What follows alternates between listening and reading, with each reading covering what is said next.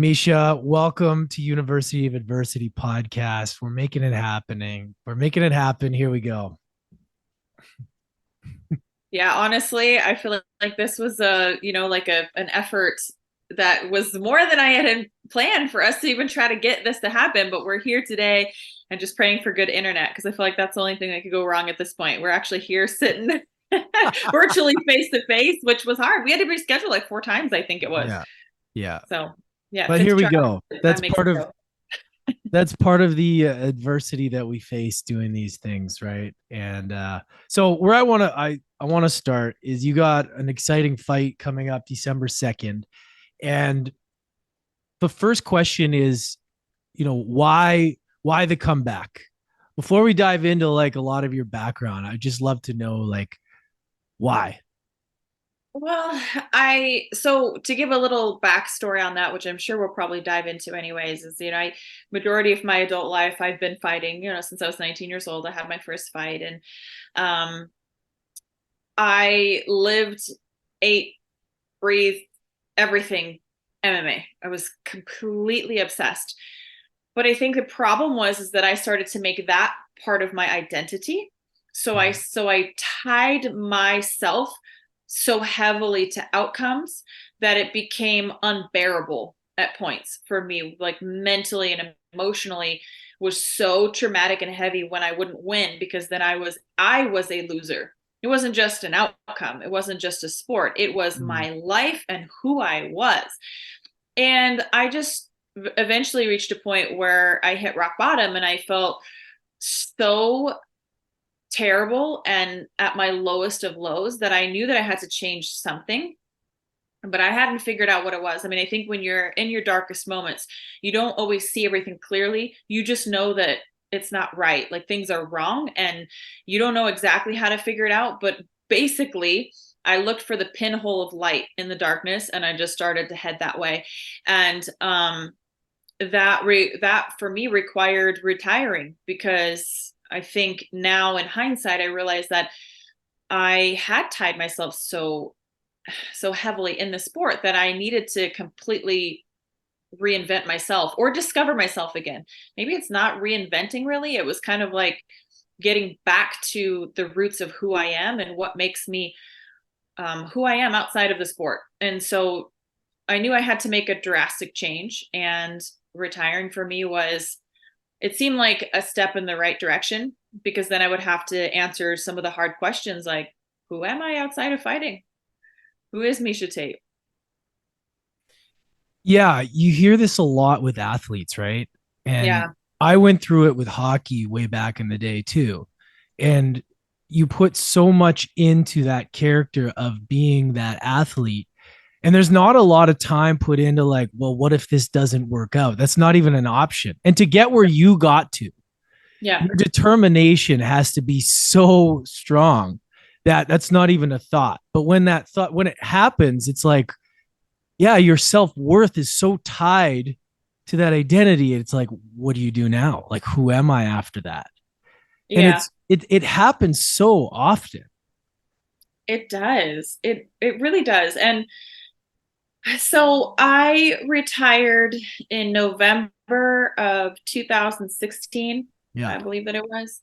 And I just knew I had to change a lot of things. And I had exited a very toxic relationship some months before that, maybe 6 months before that. And by the time I got to my last fight, it was just I knew I had to make more change. And that's really what it was exactly. I mean, we just don't stop and think. I think athletes are conditioned or we just find ourselves in this obsessive mindset where nothing else matters. And it's not a very healthy skill set for life.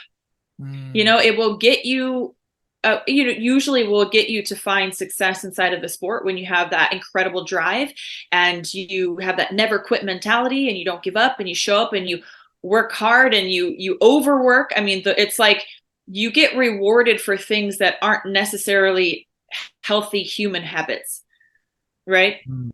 You get rewarded for things that don't actually help you in the long run. So I think athletes kind of burn the candle from both ends and the middle. I mean, I think we crack that candle wide open and we light the wick from the inside too. And we're just burning it so fast. And we find the rewarding success and the praise and the victories and the money and the, recognition and all these things. But what about all the things that make us complete people? We're so hyper focused, and it almost requires that, I think. At least we haven't necessarily dove into or discovered other ways that I think athletes could be a little bit more well-rounded. But to my experience anyways, most athletes tend to take this route. And it's almost like the more adversity, the better, because that's what we are driving our focus on, is that we can overcome and get through anything. But we're not really paying attention to the emotional and mental toll. We compartmentalize and we put all that stuff in a box because it's not necessary and it's not helpful to winning gold medals or to winning championships or to winning games or to winning matches. That stuff doesn't matter. But when is the time that we ever unpack that? Because it never goes away. And eventually that box gets heavy and we're just carrying it around with us all the time. And it gets unbearable. And pretty soon the weight is crushing you to where you can't even function. And then all of a sudden you have this huge crisis. I think a lot of athletes go through this, where we have this major moment or turning point. I mean, let's say an injury can take you out of the sport. Obviously, it's not very age friendly. So sports are relatively short-lived careers. It's not really something you get to do even into your 40s. You'd be lucky to. So you think about the longevity of it. It's just not really meant for longevity. But there's no conversation about what's next. And athletes, innately are just so hyper focused on the here and the now. That's what we've got to do. We don't think about tomorrow. We don't think about yesterday. We've just got to hyper focus on the things that we've got to get done. And yeah, we don't take into consideration the toll that it puts on us. Yeah, you see that a lot as well with the entrepreneurial narrative online too.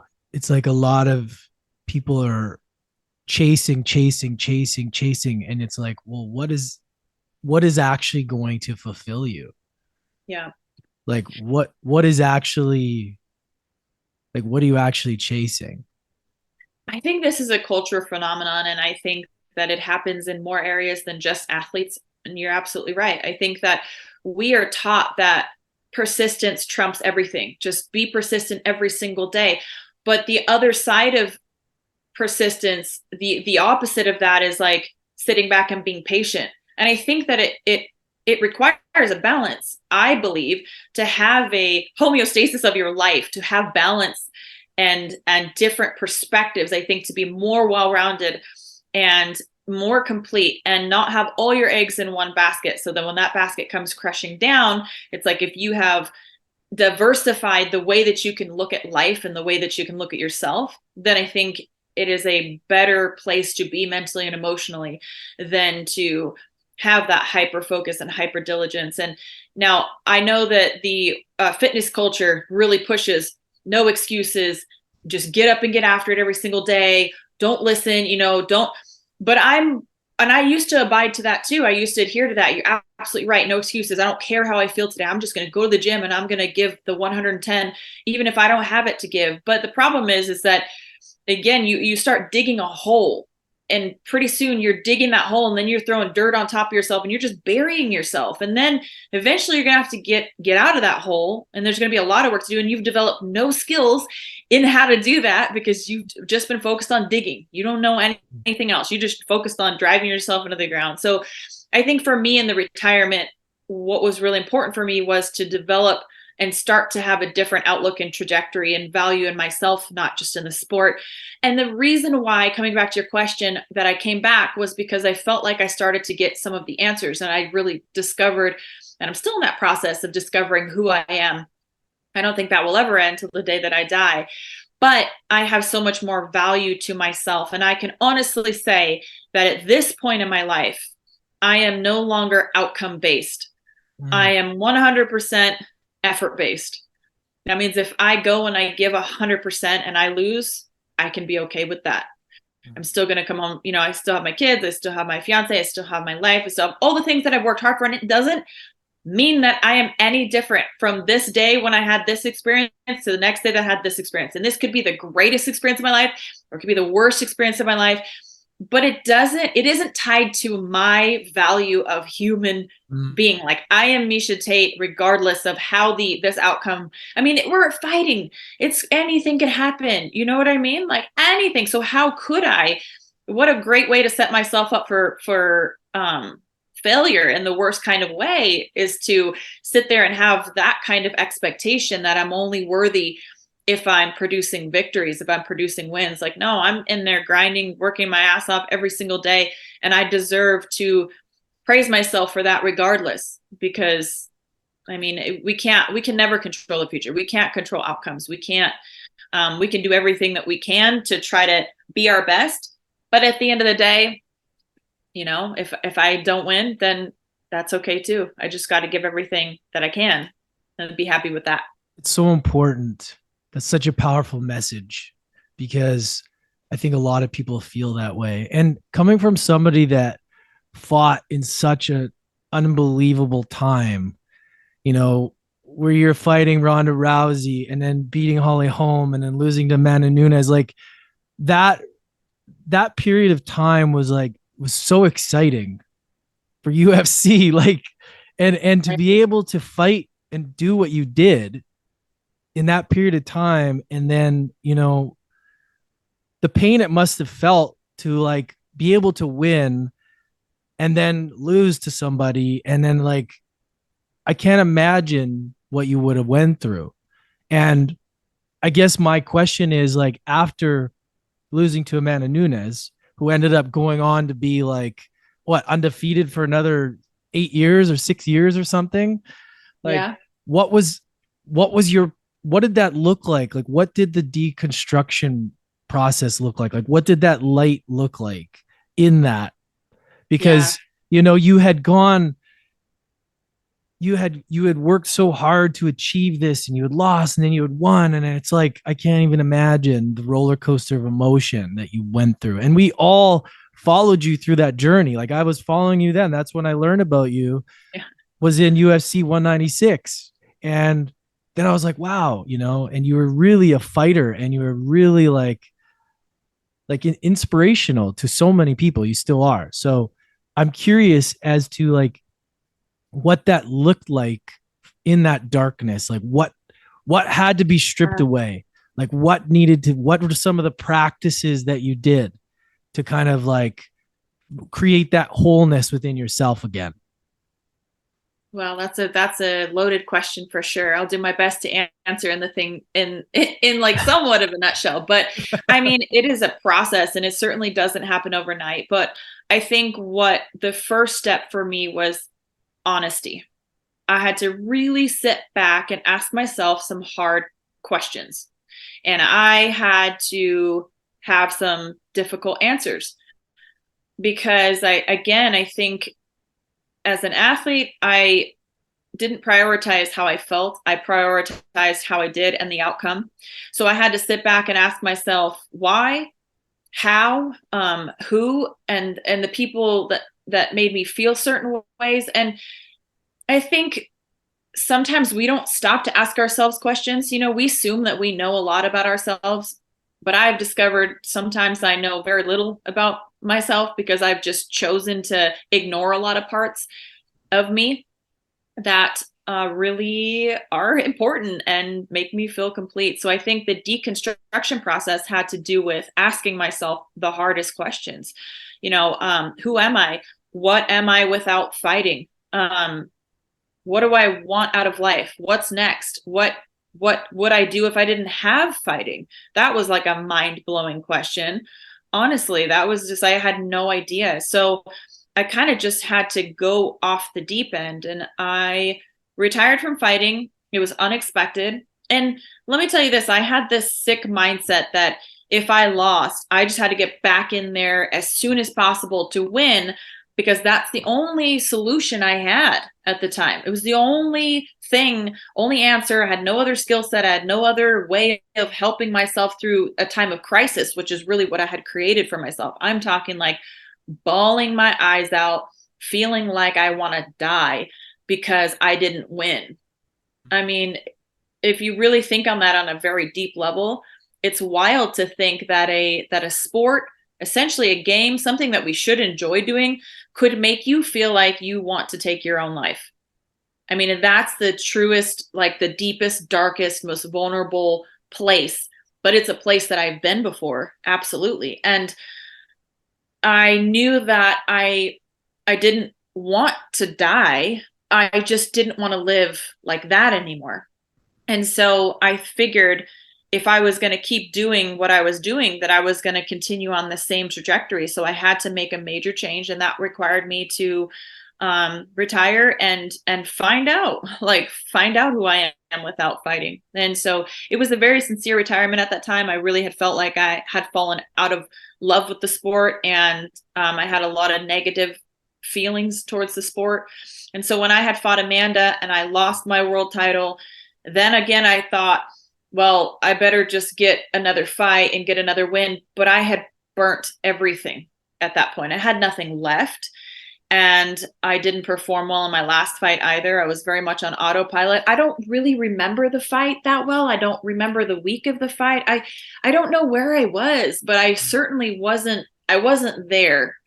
And then I knew I had to make a big change, or I feared that if I kept on that I might get to a point where in my darkest moment that I may attempt to take my own life. And it wasn't what I wanted, but it certainly was knocking on the door. And so I had to make a big change. And that's what I did. And I literally packed up my car, and I took my little dog with me, and I just hit the road. And I didn't even know where I was going, to be honest, but I just drove for like 2 weeks.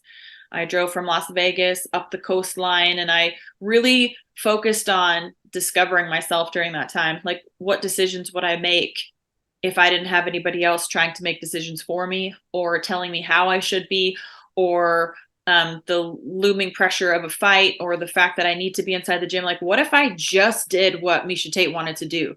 Like, whatever that was, whether that was like sleeping on the beach, whether that was like going on a hike, whether if that was like stopping and going wine tasting, like just trying to rekindle and reinvigorate this relationship that I had neglected with myself.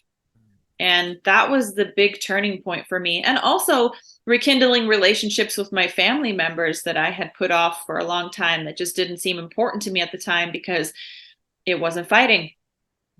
Right. It wasn't what I had dedicated my entire existence to. So, there were great uncles and aunts and, people that I needed to reconnect with and have a relationship with, and friends, and even my parents. I had neglected those. And I think athletes do that sometimes too, because we get so busy. Entrepreneurs probably too. We get so busy and we forget that there is a purpose, a greater purpose in life, I think, than just working ourselves to the bone,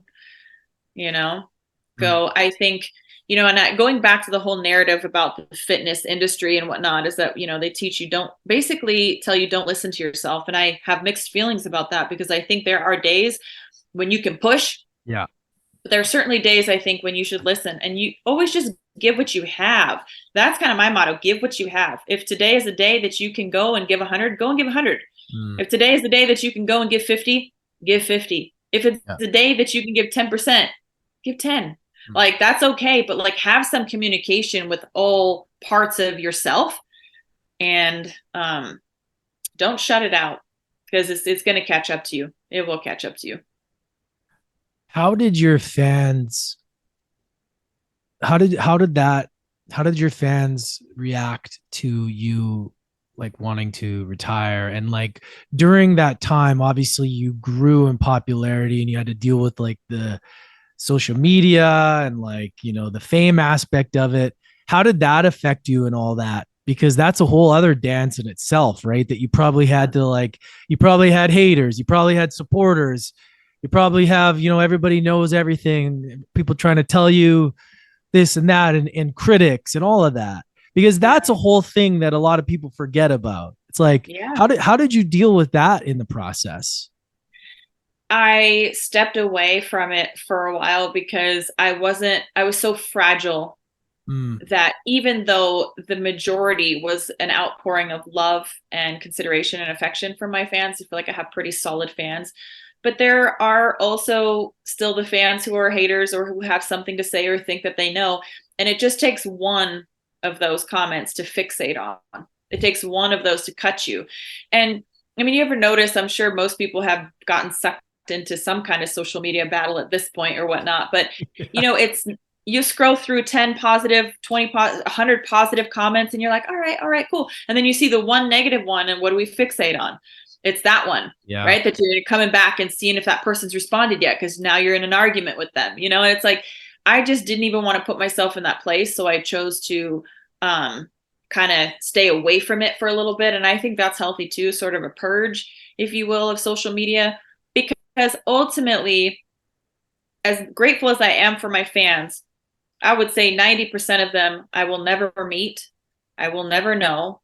I will never have a relationship with that is you know, of the kind of importance to me that the people in my life, you know, my parents, my children, my fiance, my close friends, like those were the people that I needed. And I try to warn people to, if you don't think that you're in a place that's where things will not affect you. So I can go online now and I can read like the rudest comments and it genuinely like deflects off of me. Like it really doesn't, you know, evoke a response. I mean, sometimes I'll be like, well, that was rude or whatever, but I actually have developed to a place where I have empathy for the people who are in a position where they feel like it's necessary or good about attacking someone else that they don't know, that they're not walking in my shoes. They don't know me. So if they want to throw something out online, chances are like they're probably dealing with some shit, you know, like they're probably going through some stuff. They're deflecting. The more that I learn about trauma and these things. So then you start to understand, like, I'm not even mad at the person who road rages next to me and is like pissed off, you know, because I didn't go through the green light fast enough or whatever. You know what I mean? Like there's people who are upset and angry in life. And that's usually a byproduct of some shit they've had to go through and some trauma that they haven't dealt with. And when you start to look at it that way, you can kind of be like, oh man, I'm glad that I don't have to drive around like that. I'm sure glad that I've grown. And I feel sorry for that person, that this is the way that something so little could tip the scale for them to make them fly off the handle. That means that they're already maxed out. And I'm so grateful that I don't have to be like that. So then you kind of start to look at everybody as like, man, the more angry or rude you are, the more I actually feel sorry for you. And it doesn't hurt me because I know you're in more pain than I am. So like, I wish you well. It's not going to hurt me because I know you're hurting more than I am. Yeah. Sometimes they just need a hug. You're just like, that's it. You know, like I try to tell my daughter this when she's going through hard things at school. You know, I was like, look, you know, there's going to be kids sometimes that say mean things, and we can either choose to meet mean with mean and it's going to escalate meanness, or we can choose to meet meanness with kindness and maybe show them that there's a better way to operate. And I was like, just remember that. She's only 5, you know, it's like, honey, you're a leader. And I was like, you can say to somebody, it's okay if you don't like my dress. I like it. Let them have their opinion, validate, say it's all right if you think that it's ugly. I don't. I think that it's pretty. And you still hold on to your self-belief. You don't change who you are, as opposed to like letting somebody make you feel that way and then getting angry and escalating that anger, you know? So I try to teach her at a young age, like, keep your core belief of who you are and don't just let people have a reactionary effect on you. Understand that they're going through something. They're having a hard time. Maybe they feel bad about what they're wearing or whatever. You know, I try to explain it in 5-year-old terminology to her, but it also helps me break it down in a really simple way, right? And sometimes when people are deflecting anger or aggression, right, it's they probably didn't get enough hugs as a child growing up, to be honest, you know, or they grew up in a single family home where that that family member had to work so hard every single day and was not able, even well-meaning, even parents who love their kids, sometimes they're not able to provide the financial necessity and the emotional necessity for children. Unfortunately, here in America, we have it's tough. Like families can very rarely afford for only one parent to work, which means what? Like the kids kind of get left in the dust sometimes, like even by parents who really love their kids and mean well. So point in case is, I just try to look at it from that perspective, which eases the burden. Like it's so much easier to not be upset about the comments that are rude online, which you're never going to escape that. But if you're not in that place yet, I would just say like steer clear of it. Like you have a choice whether you whether you look at it or not. Now, once you look at it and you read it, you don't necessarily have a choice in how it makes you feel, because that's just automatic. But then you're going to have a choice in how you choose, how you process that feeling, right? And I think for me, it's taken a lot of levels and steps. Another thing that I love is breath work. And you were kind of saying like some of the things that I've gotten into. I mean, breathing, I never realized it's free. I think people underestimate it because it's free. You don't have to pay a doctor for it or a physician or anything. It is free, but it's scientifically proven to take you out of fight or flight with three deep diaphragmatic breaths. Are you kidding me? It's that easy. Yeah. It's not, like, so for me, breathing is a regular part of what I do. As soon as I notice that I'm getting to a point where I'm getting triggered or I'm feeling frustrated, which, a 3 and a 5-year-old, they're pretty great at triggering, like I have to tell myself, all right, Miesha, you're getting triggered. Don't blow up on your kids. Whew, I have to take a deep breath, but those are my resets. And I cherish that, being able to have that freedom of just one simple deep breath sometimes is all that I need to take me out of a bad headspace. 3 deep breaths is great. And then morning breath work is something that I'm still working to incorporate more and more often. But man, I can't say enough great things about what you can do with breathing. Breath work has completely changed my life too. Yeah. Like it's so essential now to my daily practice. Like I'm actually learning how to facilitate because I've just seen it, the power of it. And you're right. It's free. Like you have access to it. And then you combine that with meditation. It's become like an essential piece for me, just to like, just to kind of, oh, okay, I'm here. Like I'm ready. I'm connected for the day. You're present. Yeah. You're right here right now. When you were breathing, you're right here right now. And that's what I love about it. Yeah. It's, I can't say enough great things about it. And it's so cool to hear that you're doing it as well. I think more people should. But you know what I think sometimes the problem is? It's not hard to do breath work. I mean, you could be really well off like 8 minutes of breath work, even less, sometimes 5 minutes in your morning every day. And if you don't have 5 to 8 minutes for yourself, I would argue that pretty much anyone, minus like maybe like an ER doctor, or like people that are working 24 hours a day, there may be days when they don't get it in because of schedule craziness. But I'm saying right now, a lot of people, it's not a time problem, it's a value problem. Mm-hmm. If you do not value yourself enough to say that I deserve to make this time and space for myself, then you won't do it. And I see a lot of people struggle with that, where they just don't prioritize themselves. They've got all this other stuff to do, and 99% of it is serving other people.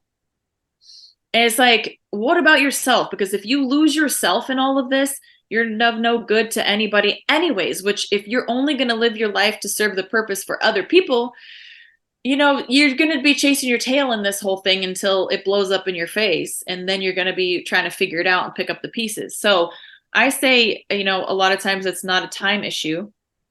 It's a value issue. You got to value yourself. You got to realize that it's important. And doesn't it make you wonder how you ever functioned without it now that you have breath work and meditation? 100%. Like I feel off if I don't do it. Like I feel like it just doesn't feel, I don't feel like myself, like legit. I don't know how I did it before. You want to do, right? All the things that you want to do throughout your day, or all the people that you want to help, or the differences that you want to make are so much more, like you're able to be more charged about it. You're able to be more present. I'm a much better partner, mother, athlete, anything else that I want to do when I service myself first. Yeah. It's not selfish. It's just like self-love. It's having the value.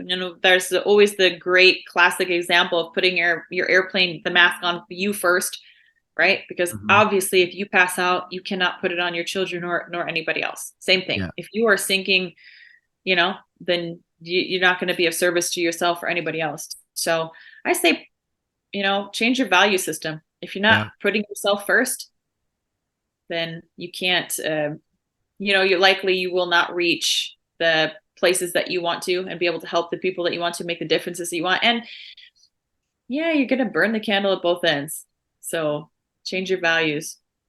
Yeah. And the reason I think these kind of tools are so important is because these moments where we get out of regulation, we get triggered, or, you go through adversity or you go through defeat.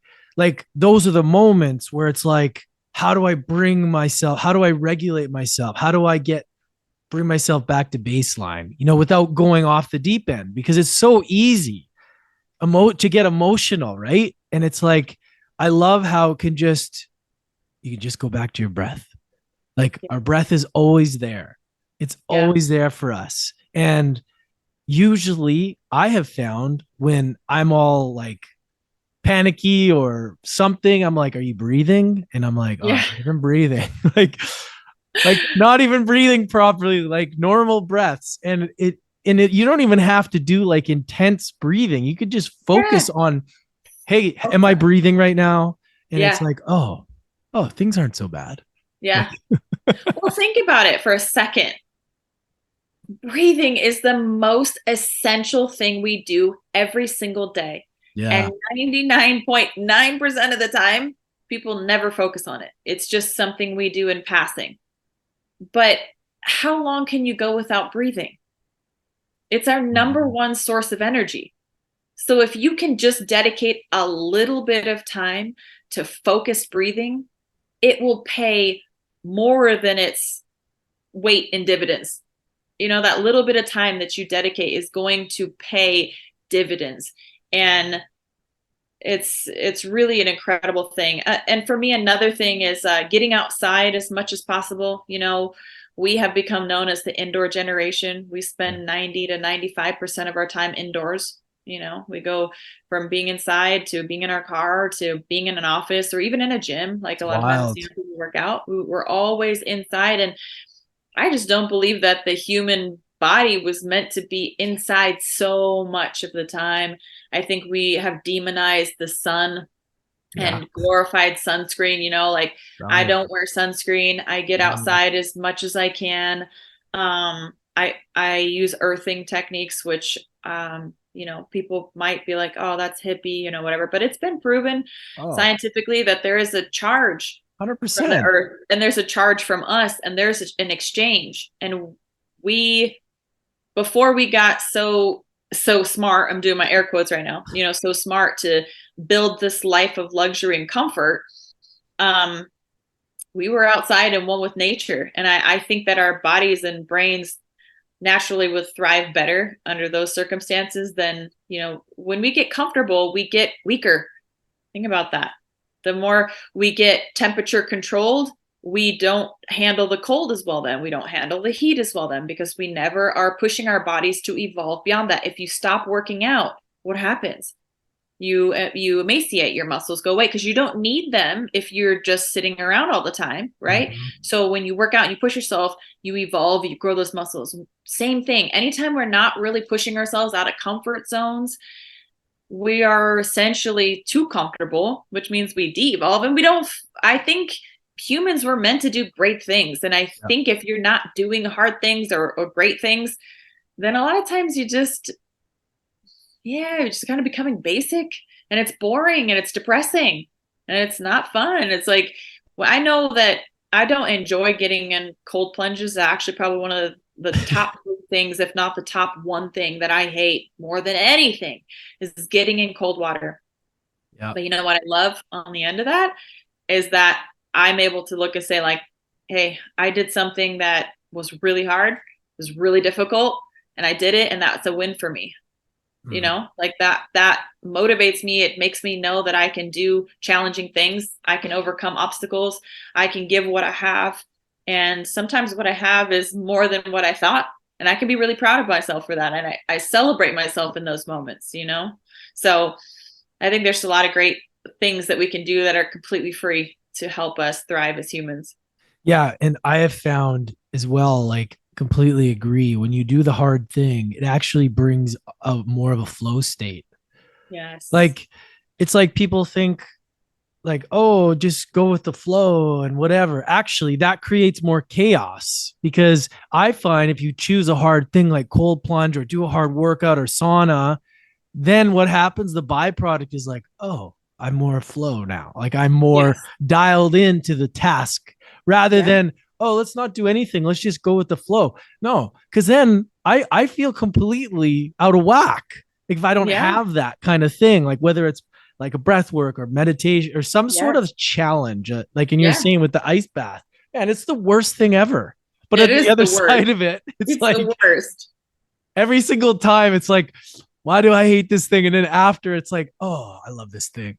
Yeah. I Yeah. mean, the stress responses of your body getting stronger feel so damn good. Yeah. If you haven't done something to challenge yourself recently, you are missing out on your true potential. Yeah.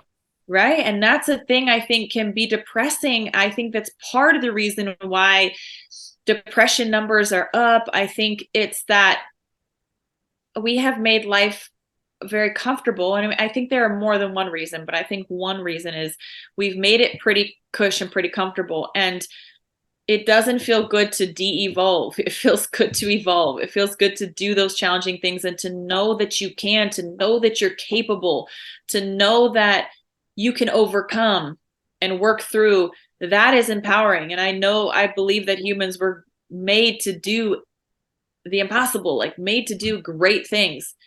And I think it's really sad to, you know, go to go to school, graduate college in debt, work in a career that you weren't sure because you were only 18 years old and didn't have any life experience when you picked this degree. And then, you're a doctor, you're whatnot. If you're even lucky enough to use the degree that you graduated with, then you're going to work your life paying a lot of that debt back. And then when you finally start to make money, you're still going to work until, what is the retirement age? 64? Something like that. Yeah. Yeah, somewhere around there. 62, 64, something like that. Yeah.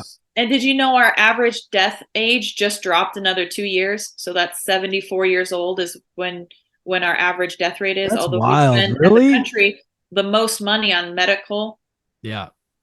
on medicine, and I just don't. There's something we're missing, and I think it's what we're talking about right here. There's a large amount of people that are missing the connection that they have with themselves, the ability to do great things, the ability to push outside of the comfort zone, to do those hard things, to win the day just with an ice bath or a cold shower. I don't care. It could be simple. 30-second cold shower. You won the day today. You Yeah. did something that meant more than just going to work and slaving your life away until you were 60 some years old and too old to enjoy life. And you're going to die by 74 and you never really lived. Yeah. So, I think that there are things that make us feel alive. And sometimes it's as simple as 3 minutes of breath work. Sometimes it's walking on the grass, and sometimes it's doing something really challenging or sitting in a sauna or sitting in a cold plunge, but these things make us feel alive and like we're worth more than what we're told we can do and what we should do, which is work a boring job every single day that you hate. Like you're worth more than that. Yeah. 100%. I'm curious as to, okay, I kind of want to dive into like nutrition. And I know I can tell that we're kind of we're on the same, just about everything. We obviously follow the same people and do, have the Yeah. same mindset. I'm curious for yourself as a high performer. Like, you gotta be dialed in. And I know that when I played, years ago, the narrative of what was good for you, what to refuel on, has changed a lot. And I'm sure it has for you, right? With inflammation and, all of that stuff. So I'm curious as to like, what does that look like for you? Like, what foods really work for you at performing at your best? And like maybe some of the things that you used to do that you don't anymore, or that you've eliminated, because I think a lot of people get confused, but I like to ask you because you're in the trenches training, like you know this shit, and you're leaning Yeah. out, and you look great, by the way. You've been leaning out, and I've been watching on social media, obviously, Thank like, you. um, and it's great. So I'm just curious as to like, what does that look like for you these days? Here is my general theory on this. And of course, I'm not a doctor, I'm not a nutritionist, but I have been a professional athlete majority of my life. And I've been fortunate to learn from people much, much smarter than me. And I'm obsessed with learning this stuff because it's my life and my livelihood. And I also am extra motivated because I have two small children who I think my ceiling becomes their floor. So the more that I can propel myself and my knowledge, the more that I can set them up with success as a start point for them. So my general thought on this is the more that we can be like hunter-gatherers, the more that we can eat things that come straight from the earth or straight from the cow, that it was how it was meant to be raised. Cows were meant to be grass-fed, right? These things are important because the actual milk from a cow that is grass-fed versus one that is grain-fed is nutritionally different. Mhm. There are more of the bad omegas, inflammatory omegas, I believe it's omega-6, in non-grass-fed milk than there is in grass-fed milk. That means that what the cow eats changes what the cow produces. This should not be like mind-blowing information because it makes sense, right? Like what we put in, we get out, kind of same thing, right? So what the cow eats matters. So what the cow eats then affects what I'm ingesting. And I think the more natural, the better. The way that it was before we ever thought that we should change it up and make it different. So I just really try to eat as much organic, as much from the ground, as much from the cow, the chicken, the fish. I try to get wild caught fish as opposed to farm fed fish. Oh, Farm fed fish and shrimp, they eat things like corn and grain and even other animals' feces. Like they're not, their bodies have nutritionally changed. And like when we eat that, then it's not as good for us and it causes those inflammatory responses. So I see this a lot in professional athletes who have to make weight, actually, like the moment that we jump off of our diet. So let's say, I fight December 2nd, yeah. and by the night of December 2nd, you get better guarantee. I like to live my life too. I'm going to be out eating barbecue because I'm going to be in Austin, Texas. Then I'm going to eat the bread and I'm going to eat the barbecue and I'm going to have the mayonnaise and I'm going Oh, to yeah. eat whatever my heart feels like having. And I potentially could wake up 10 pounds or more heavier the very next day. Why do you think that is? Because you're going to retain it because you've been So trying to. clean, right? Yeah. And it's inflammation. It's all it is. Like I could not possibly physically in any way, shape, or form gain 10 pounds of fat. It's all fluid. Yeah. And what basically happens is my body is extremely inflamed now because it's dealing with all these things that it hasn't had to. But you'll see this happen time and time again from fighters. And it's because what we're putting in our body is so processed. A lot of times we don't know how to break it down. So it causes all kinds of problems. But now think about the person who's not aware of that. I'm aware of it because I know the difference because I do Yeah. both. So Yeah. sometimes I still choose to make the bad choice and Yeah. I'll work out and I'll sweat it out and I'll detox in my sauna and I'll pay the price. But imagine people who don't know or even are trying to eat healthy and they don't know that these are toxin laden foods, that this is a crop, I'm sorry, Jamba Juice, like, no, like that's not, like, it's not good for you. But there are people who genuinely don't know that, because I get so frustrated that that we think that people should basically have to have a nutrition degree in order to distinguish how to eat healthy in this country, because it's so difficult. It is so difficult. And for a person who's working 2 jobs already and they're trying to just go to the store and trust that something's healthy because it says it is, and it's a bunch of bullshit. It's the orange juice is terrible. The milk that's not super expensive is terrible. Like, it's so hard. So like, I really feel for people, but I do want people to understand that a lot of times, like, they're not, but like, if you are overweight or you're wanting to lose weight, a lot of times it's not just pure fat that's on you. It's a lot of inflammation from years of eating, even if you're trying to eat healthy, and I applaud, like, if you're trying to, you think that you're doing it right. It is so much more complicated than that. And there's a ton of inflammation that's just sitting in your tissues. And I know that because I see those massive differences. I mean, I could gain like almost 15 or more pounds, like in a couple of days, and then it can be gone again. And that's all fluid inflammation. But I don't think enough people see that, and I've seen even more with people who are bigger, 20, 30 pounds overnight. It's insane. Some of these guys who are 180, 200 pounds, like, they can fluctuate that much, but it's all swelling, basically, in the worst kind of way, not like a good, like, there's a swelling for like inflammation in your body when they're trying to healing. I'm talking about like chronic inflammation. So bad for you. Yeah, I would trust somebody in the field like yourself a lot more than I trust somebody that's got a nutrition degree that's backed by the government, which is most of it's bullshit anyways. And it's like, it doesn't take a rocket scientist to try these things out and see for yourself. Like I say to people, try it out. Like, literally try it and see how you feel. You're not going to know how you feel until you eliminate it. Then you eliminate it. Yes. Eat clean, do the things that the people say, and then add in that stuff. Right. You're going to see immediately. Like, I know I do in my joints. Like, and I'm like you. Sometimes I'll enjoy bread or I'll enjoy these things, but I know the feeling right away. Like, when I have seed oils or something, I was like, oh, I can feel it. I feel off. Yeah.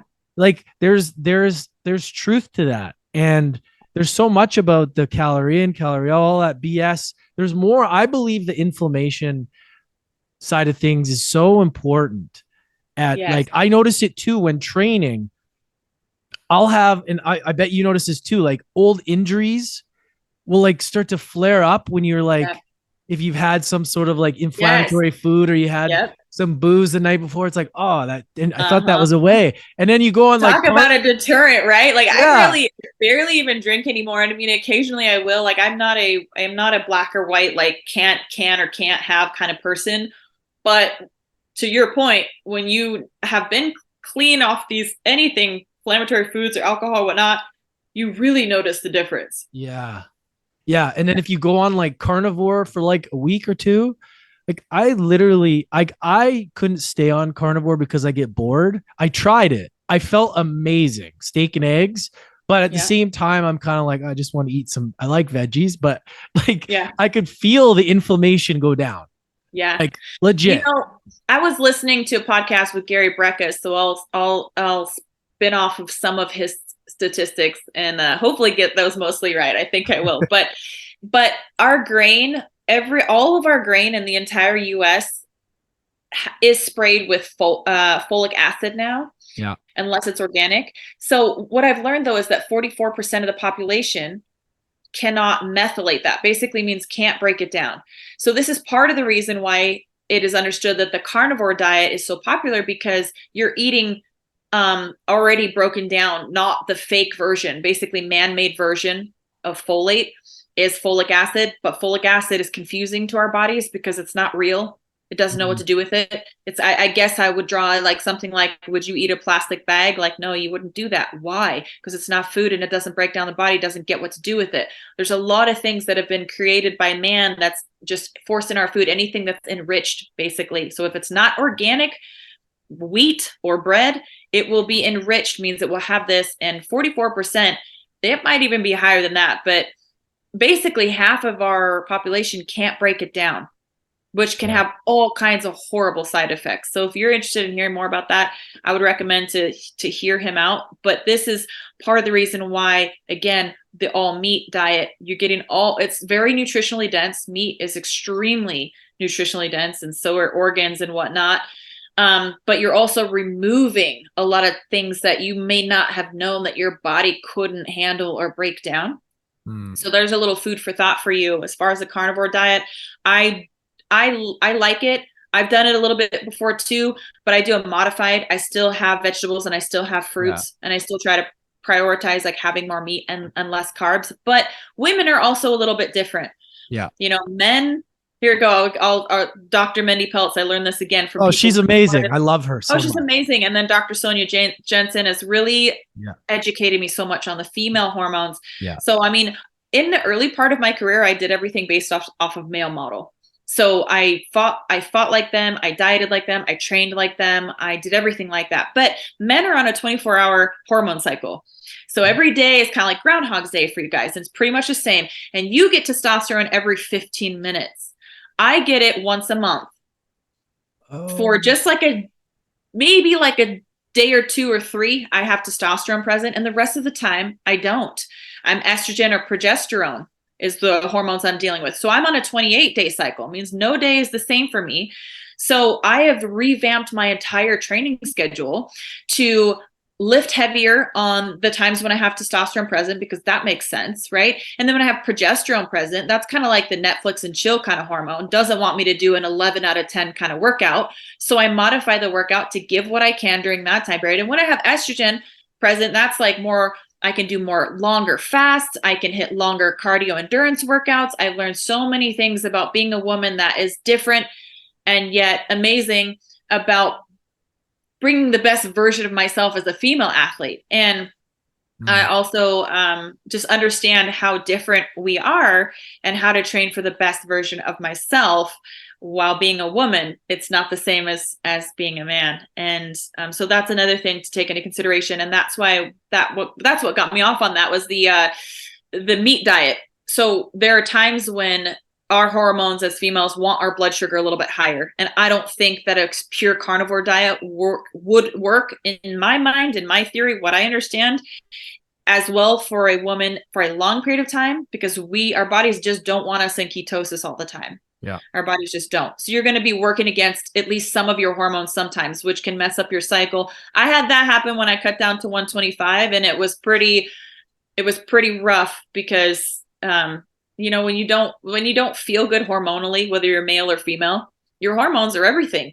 They really are the reason why you feel the way you do. If you feel depressed, there's hormones, and it could be what comes first, the chicken or the egg. Was it your thoughts and your feelings and your suppression of feelings that caused a trigger of hormones like chronically high cortisol, or was it a hormone imbalance that caused you to feel this way? You'd have to talk to your doctor about that, but the hormones correlate with how we feel.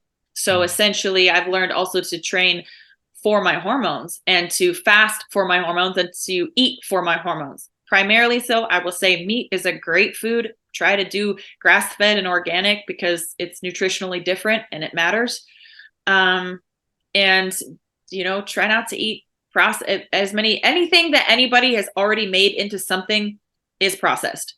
So it doesn't have to be Twinkies for it to be processed. It can be, unfortunately, just like healthy bread. crackers. Basically, bread is Ezekiel bread. A lot of people were big on that. It's very more nutritious. So just think about that. And I'm do I eat crackers? Yes. Do I eat these other things? Yes. But I'm really trying to steer towards organic more, trying to make things more from home, trying to grow more things in my garden, which is easier said than done in the desert because I live in Las Vegas and like nothing wants to grow here. But I've got some green onions going, and it's trying to live more of the life that I feel like is important to me.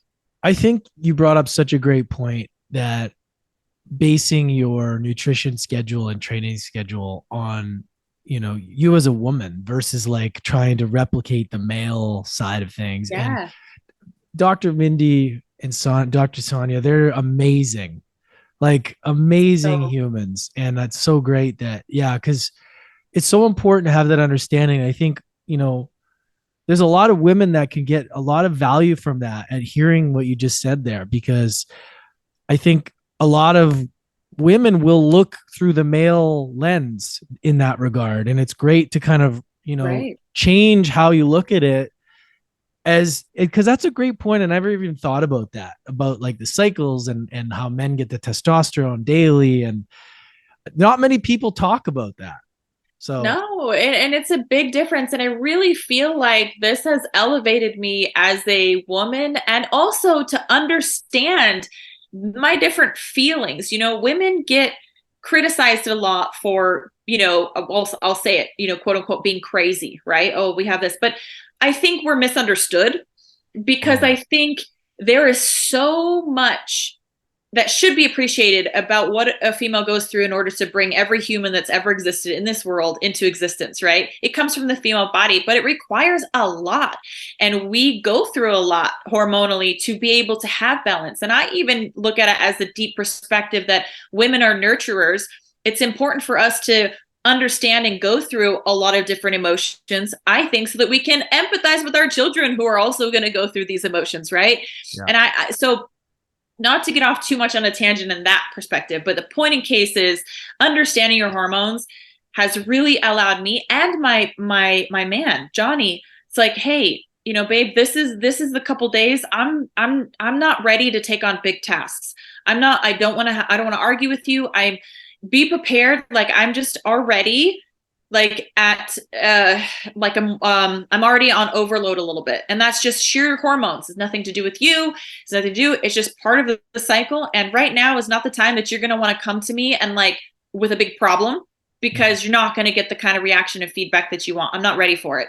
And just him understanding that has made such a beautiful, harmonious kind of like, okay, I understand. What do you need today, babe? Like, how can I help you today? And then when I have it, like when testosterone's present, right? And then that's like the sex drive is high and it's like everything is great and it's like all these things, but the understanding of the ebb and flow for female, I kind of wish that more men would be empathetic to that and appreciate that this is what's required for women to bring your children into the world, and of your mothers, of your sisters, of your daughters, like this, you're going to have females involved in your life. So if you can't understand that and you want to just be like, well, you're crazy, that doesn't help. That just makes them more crazy, right? As opposed to trying to be understanding of like, hey, you know what?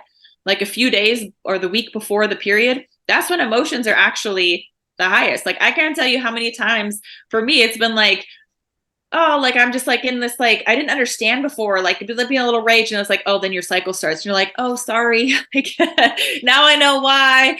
But it's like, like that's the truth of it. And I just don't think it should be something we should even be afraid to like to discuss. Like, why? It's part of nature. Why should women have to feel ashamed? Why should we have to hide that? Why should we have to act like it doesn't exist? And I think it would be also helpful if men got on board, because then it could be like, all right, like I understand what she's going through, and it makes it so much easier as opposed to nobody understanding. When we don't talk about it, even women feel bad. Then we not only do we feel crazy at times, but we feel guilty. So guilty for having those emotions and not realizing we just didn't set ourselves up for success, nor did we set our partners up for success by just having simple awareness of what's going on with our hormones. Yeah, I feel like even like you just saying that just, opened up my mind a lot, because like just thinking about that, like we got to understand these things. Like it's like a prerequisite for man, I feel like, because it's like you just assume, like I've been in relationships where I'm just like, what's your problem? Like, why you? But if we understood the complexity of the cycle, we would probably have a lot more understanding. But like 99% of guys, including me, don't understand that. So because there's nobody talking about it except for Mindy and Sonia that I know of anyways, which are amazing women who have really helped me to not feel insane and also prevent a lot of the mood swings. Yeah. Because when you know and you understand, knowledge is power. And so therefore it's like, hey, I can just be accepting of myself right now. And I don't need to compound everything with guilt and then be frustrated at my partner and then be frustrated at me. Like, let's set ourselves up for success. Let's actually, okay, it's the week before the cycle. Let's go get couples massages. Doesn't that sound nice? That's the week to do it, and like, just like embracing that we're gonna not be at 10 out of 10. And that's okay. You might be a 10 out of 10 because maybe for you, today is no different than the other day. Yeah. But I may need to be mindful that I have a side of me that needs to be nurtured. And I think as a female, it is important that we embrace all the aspects of what we go through, because truthfully, I think we're the more well-rounded with emotions. Women tend to talk about things. We tend to have a lot of empathy and things. And that's not to say that men don't, but I think part of it is because we go through such a big range. We don't have a choice. We go through a big range of emotions. And I think for men, it's just a little bit different. But I think it's helpful to be in tune with that, to understand. Oh, and I was listening to another podcast with Dr. Mindy, and she had a guest on, and I don't remember who it was. But she had come up with this strategy with her husband where she would light a candle at certain times of the cycle. And everyone thinks that it's, the actual bleed part that's like the crazy part, but actually it's really like the lead up to it. But she would light the candle and to let him know, hey, I'm starting to feel that emotional overload. Please be kind and today is just please be kind and considerate of that. So setting him up for success, just a little bit of communication, and it doesn't even have to be said. It's just like, hey, I'm starting to feel like I'm already a little on overload. Like maybe take something off my plate as opposed to add. And next week, I promise, like, I'll be great again. Like, I'll be good. But right now I just need a little more love, like maybe a little bit more affection, a little bit more understanding. And I think most men would be great with that. It's when they don't understand where it's coming from. Yeah. And it's all of a sudden, it's just like they're biting your head off because you came home and just asked when you want her to take the car to get the oil changed. And it was like, it's like too much. You know what I mean? Yeah. And then you throw in things like birth control pill and stuff like that. And it's like, oh yeah. Hormone. Like there's so much that like men are just like, we're so clueless when it comes to all this stuff. Yeah. Like this stuff is really important. Like it is. Even like what happens like to you with you take the birth control pill and then like the cycle, it's like this stuff men have no idea about. Like right. Zero clue. No clue at all. And so I think it's important to set each other up for success and that communication. But first, the woman has to understand what's going on in her body. Right. And I didn't understand that for the longest time. I mean, I remember I would be training and I would just break down. I would just start crying, and I just don't know why I can't be explosive today or why I'm not getting it today. And it's because I was pushing an 11 out of 10 type of workout when it was all the wrong timing and my body wasn't responding and I'm getting frustrated. So I think there's a lot more to that. And I think it could actually help not just average people in relationships, but also female athletes who are looking to get the most out of their training and their bodies. Because I mean, that's what we are. We're coursing hormones. So it helps to work with them as opposed to against them. Miesha, thank you so much. This was, we covered a lot. We did, right? We did. Yeah. And then I guess maybe in closing, I'll just give some people some information on the. Absolutely. I was just going to say, Yeah. So I want to tell people too, like I came back to fighting because I knew I had more to give. Right. And I knew that I didn't retire from fighting because I didn't want to fight anymore. It was because I had to reconnect with myself. And once I did that, I found that my love and passion for fighting came back organically. And I didn't know that would happen, but it's amazing what healing can really do. And this is just part of the journey for me. So anyways, my next fight is December 2nd. It's in Austin, Texas. It'll be on ESPN Plus. I'm fighting a lady named Julia Avila. And she's a hell of a banger. She likes to really throw. She's very aggressive, which I love. I think it's much more fun to fight people who are willing to come forward and not be afraid to exchange, as opposed to, sometimes people like to stick and move. Those runs are always tough. But it should be a really good fight. And I've been working really hard this past year on these things: my mentality, my hormones, my emotions, my diet, and I continue to evolve in all of these ways. So thanks for having me here today so that I could share a little bit of, what it takes to be a professional athlete, as well as how I've really dove into the journey of completing myself, which will be a never-ending project, but I'm very passionate about it. I love to help people. I love sharing this information, and I'm blessed to work with a lot of people who are, like I said, much smarter than myself. So a lot of these things I'm regurgitating from amazing people, as I mentioned, Dr. Mindy Pelz, Dr. Sonia Jensen, Gary Brecka. These people are just like mind-blowing. Andrew Huberman. Yeah. Those are some great people to follow if you want to get more information than I could ever love to provide. Yeah, you're just I love it. You're such a humble person and you're such a warrior and you've done just being able to speak about these things is just so important for people listening, right? Like, you know, it takes a lot of work. It takes a lot of self-reflection to do what you've done, to be able to, retire and then come back and learn all these lessons and all of this valuable knowledge for people that may be sitting out there like needing it so much. Yeah. And I think like you're doing a lot more than just going into a fight. Like you're doing, there's a lot that's happening that I think is going to really impact a lot of people. So thank you for showing up the way you do. I'm really excited to watch you fight. Thank I feel you. more invested now. I'm so excited. It's going to be great. And yeah, what do you see as like what's next after that? Like do you have any things that Yeah, you're just no focusing idea. on that? No, Awesome. for me, I know that there is a beautiful life that goes on beyond this fight. Yeah. And that's really all that I need. And I know that this fight is important to me and I want to win more than anything. But I know that I'm still Miesha Tate regardless. And I will wake up the next day and have a loving family and the things that I have worked so hard in building and acquiring and changing and loving and learning about will still all be there. So it's okay regardless of what happens. But this fight camp really feels different for me, at least than the last two. It feels like it's written in the stars. Like this one feels like I'm meant to win this fight. And I've worked so hard on completing myself as a person and as an athlete. And a lot of it is the mindset. The way that I think about things now feels like it's going to propel me forward. The way that I train according to my biology as a female has elevated my game so much. And I cannot wait to go out there and do what I love to do. And I hope to make all of you all proud, but at the end of the day, I'll be proud of myself no matter what. Let's go. Can't wait.